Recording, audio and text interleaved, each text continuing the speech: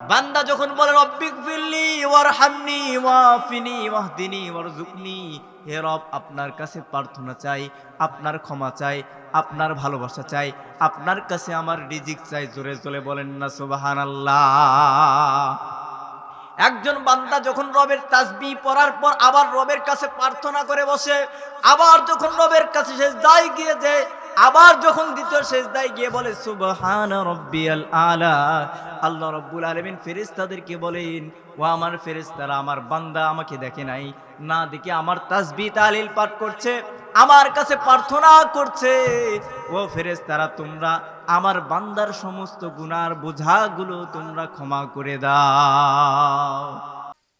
ও মদিনার মাটি রে,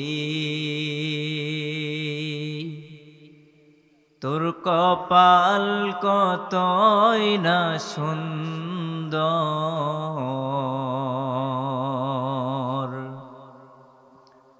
ও মদিনার মাটি রে,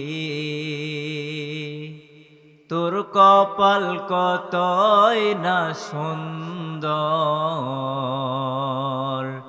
তোর বুকেতে শুয়ে আছে, তোর বুকেতে শুয়ে আছে সব মুমিনের অন্তর। তোর বুকেতে শুয়ে আছে সব মুমিনের অন্তর। ঠিক কিনা বলেন? মদিনার মাটিতে এমন একজন মহামানব শুয়ে আছে যা সব মুমিনের অন্তরের কলিজার টুকরা। ঠিক কিনা বলেন? প্রিয় উপস্থিতি, আল্লাহ রাব্বুল আলামিন আমাদেরকে অসংখ্য অসংখ্য নিয়ামত দান করেছেন। ঠিক কিনা বলেন? আল্লাহ রাব্বুল আলামিন আমাদেরকে অসংখ্য অসংখ্য নিয়ামত দান করেছেন, যার শুকরিয়া আদায় যদি আমরা জীবন ভর করি, আমাদের হায়াতের জিন্দেগি থেকে নিয়ে শুরু করে আমাদের সব কিছুকে ব্যয় করে দেই, আল্লাহ রাব্বুল আলামিনের শুকরিয়া আদায় করি, এক কিঞ্চিত পরিমাণ শুকরিয়া আদায় করা শেষ হবে না। ঠিক কিনা বলেন? আল্লাহ রাব্বুল আলামিন আমাদেরকে অসংখ্য অসংখ্য নিয়ামত দান করেছেন। আমাদেরকে যা সম্পদ দিয়েছেন এগুলো তো নিয়ামত আছেই। আমরা যদি আমাদের দেহের দিকে তাকাই, আমাদেরকে অসংখ্য নিয়ামত দান করেছেন।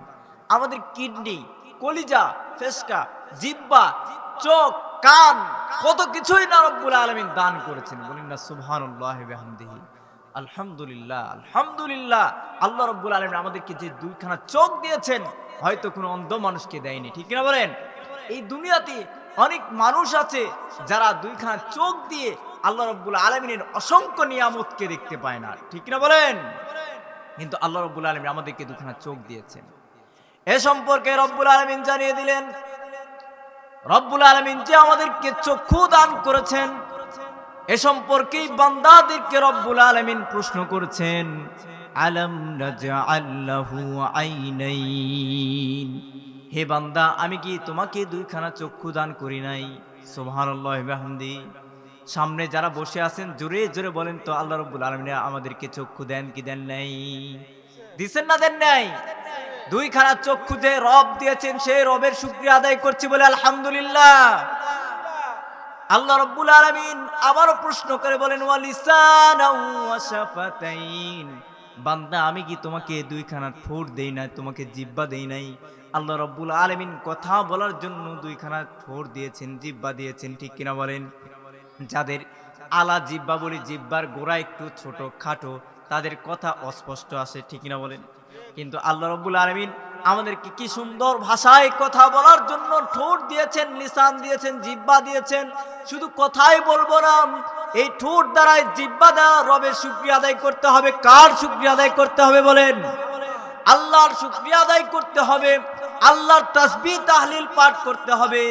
বান্দা যখন এই জিহ্বা দ্বারা আল্লাহ তাআলার পবিত্র কোরআন তেলাওয়াত করতে থাকে, আল্লাহর হাবিব জনাবে মুহাম্মদুর রাসূলুল্লাহ সাল্লাল্লাহু আলাইহি ওয়াসাল্লাম বলেন, যখন আল্লাহ তাআলার কোন বান্দা, আমার কোন উম্মত এই জিহ্বা দ্বারা, এই ঠোঁট দ্বারা কোরআনের পবিত্র বাণীগুলো তেলাওয়াত করতে থাকে, আলোচনা করতে থাকে, আল্লাহ রাব্বুল আলামিন প্রতিটা বাক্যের বিনিময়ে, প্রতিটা হরফের বিনিময়ে 10-10টা করে নেকি দান করে দেয়।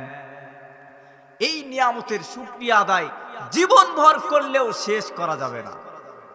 একটা বোবা মানুষকে যদি জিজ্ঞেস করা হয়, তুমি কথা বলতে পারো না, তোমার কান চোখ সব কিছুই ঠিক আছে, তোমার জিহ্বা দ্বারা তোমার মুখ দ্বারা তুমি স্পষ্ট কোনো কথা বলতে পারো না, স্পষ্ট কথা বলো, তোমার মনের অনুভূতি কি? বোবা মানুষটি সুন্দর করে লিখে দিবে, আমি যদি কথা বলতে পারতাম তাহলে আমি দুনিয়ার মধ্যে শ্রেষ্ঠ ধন্য হয়ে যেতাম। কিন্তু আল্লাহ রাব্বুল আলামিনের কাছে আমরা কোনো নিয়ামতি চেয়ে আসলাম না। সে আল্লাহ রাব্বুল আলামিন আমাদেরকে অসংখ্য অসংখ্য কোটি কোটি কোটি টাকার নিয়ামত আমাদের দেহের মধ্যে ঢেলে দিয়েছেন।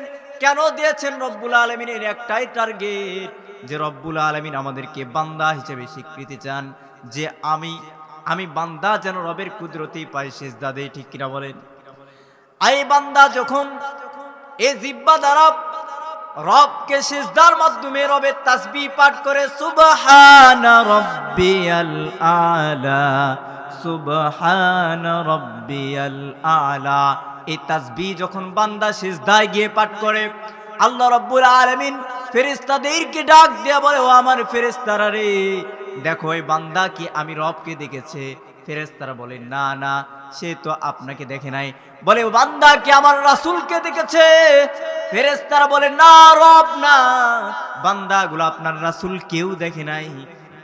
আল্লাহ রাব্বুল আলামিন তখন ফেরেশতাদেরকে ডাক দিয়ে বলে, ফেরেশতারা রে, ওই বান্দাদেরকেই তো সৃষ্টি করতে তোমরা নিষেধ করেছিলা।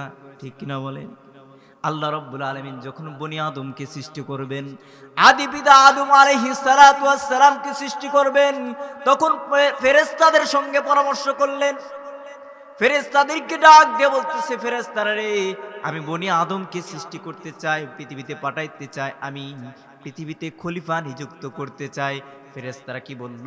ওগো আমার রব, আপনি পৃথিবীতে বনি আদমকে সৃষ্টি করিয়েন না, তারা দুনিয়াতে যাওয়ার পর ফিতনা ফাসাদে লিপ্ত হয়ে যাবে, মারামারি করবে, কাছাকাছি করবে, অনার্থক ফিতনা সৃষ্টি করবে, আপনি বনি আদমকে দুনিয়ায় পাঠায়েন না।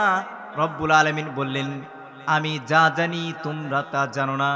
আমার ওই বান্দাগুলো যতই ফিতনা ফাসাদে লিপ্ত হোক, পরিশেষে যখন আমি রবের দরবারে ধারণা দিবে, রবের আমার দরবারে সিজদা দিবে, আমি রব্বুল আলামিন তখন তাদের জীবনের সমস্ত গুনাহগুলো মাফ করে দিব।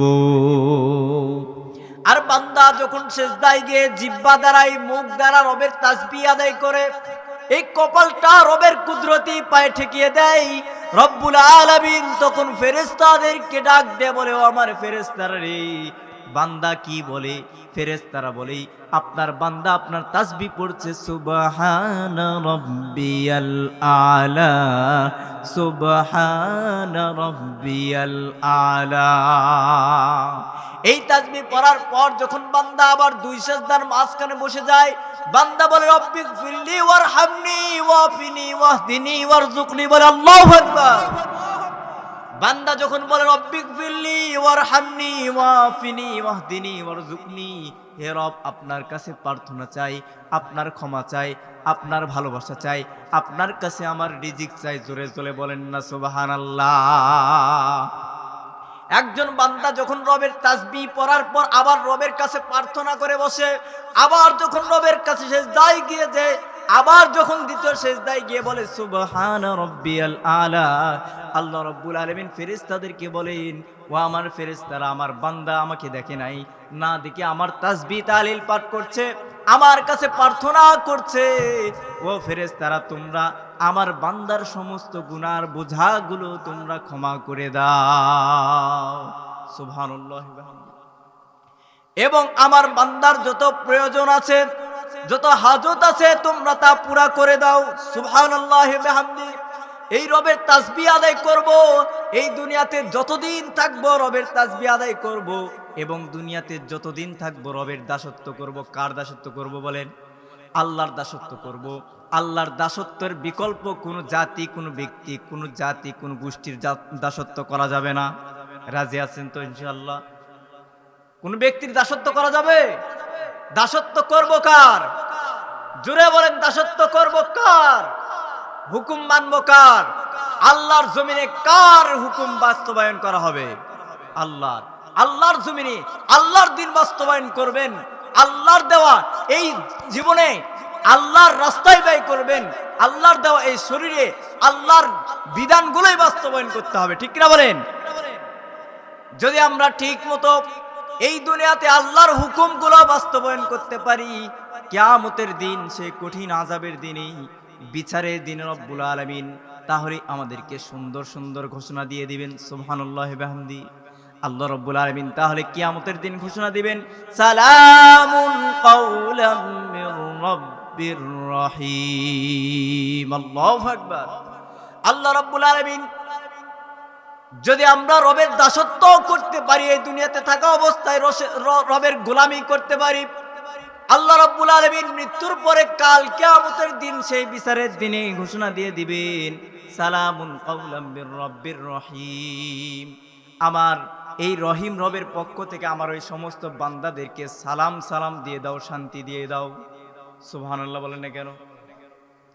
এই জন্য যদি কিয়ামতের দিন যে কঠিন আযাবের দিনই মানুষ পেরেশান হয়ে পড়বে, সেই দিন যদি আমরা শান্তি চাই, চাই কি চাই না বলেন?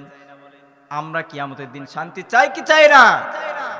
যদি সেই দিন শান্তি চাই, তাহলে এই দুনিয়াতে থাকা অবস্থায় গোলামি করব আল্লাহর। কার গোলামি করব? আজকে তো মানুষ আল্লাহর গোলামি করা বাদ দিয়ে, আল্লাহর দাসত্ব করা বাদ দিয়ে মানুষ ব্যক্তির দাসত্ব করা শুরু করে দিয়েছে, ঠিক কিনা বলেন?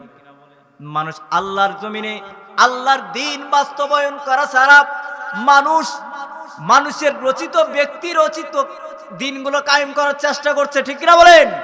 সুতরাং সব কিছু থেকে ফেরত আসতে হবে, আল্লাহর জমিনে আল্লাহর দ্বীন বাস্তবায়ন করতে হবে, আল্লাহর দেওয়া এই শরীরে আল্লাহর বিধানগুলোই বাস্তবায়ন করতে হবে। তাহলে রব্বুল আলামিন কাল কিয়ামতের দিন কঠিন আযাবের দিনে আমাদেরকে সালাম দিবেন, শান্তি দিবেন। আর যদি আল্লাহর জমিনে আল্লাহর দ্বীন বাস্তবায়ন না করতে পারেন, আল্লাহর দেওয়া নিয়ামতগুলো সঠিক জায়গায় ব্যবহার না করতে পারেন, তাহলে রব্বুল আলামিন জানিয়ে দেন কিয়ামতের দিন পরে, কিয়ামতের দিন মুমিন বান্দাদেরকে সালাম দেওয়ার পরে রব্বুল আলামিন ঘোষণা দিয়ে দিবেন, ওয়ামতাজুল ইয়াউমা আইয়ুহাল মুজরিমুন। হে আমার ফেরেশতারা, তোমরা কোথায়? মুজরিমদেরকে ধরে ধরে আজকে জাহান্নামের মধ্যে নিক্ষেপ করো। নাউজুবিল্লাহ বলেন না কেন? মুজরিম কারা হবে কিয়ামতের দিন? যারা এই দুনিয়াতে থাকা অবস্থায় আল্লাহর দেওয়া নিয়ামতকে ভোগ করেছে, অথচ আল্লাহর জমিনে আল্লাহর দ্বীন বাস্তবায়ন করে নাই, এরাই মুজরিম। এরাই কি বলেন? আল্লাহ তাআলা পরে আয়াতে জানিয়ে দিলেন, আলাম আহাদ ইলাইকুম ইয়া বানি আদম আল্লা তা'বুদুশ শাইতান। তারাই মুজরিম যারা দুনিয়াতে থাকা অবস্থায় বনি আদমের সন্তানেরা এরা শয়তানের পূজা করত। কার পূজা করতে বলেন? আল্লাহর পূজা ব্যতীত পৃথিবীতে যত ব্যক্তি, যত জাতির পূজা আছে সবকিছু শয়তানের। সবকিছু কার বলেন?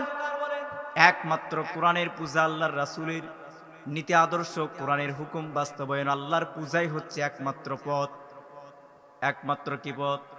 সুতরাং প্রিয় উপস্থিতি, এই দুনিয়াতে যতদিন থাকবো আল্লাহ রাব্বুল আলামিনের দাসত্ব, আল্লাহ রাব্বুল আলামিনের গোলামি করে এই দুনিয়া থেকে যাওয়ার চেষ্টা করব ইনশাআল্লাহ।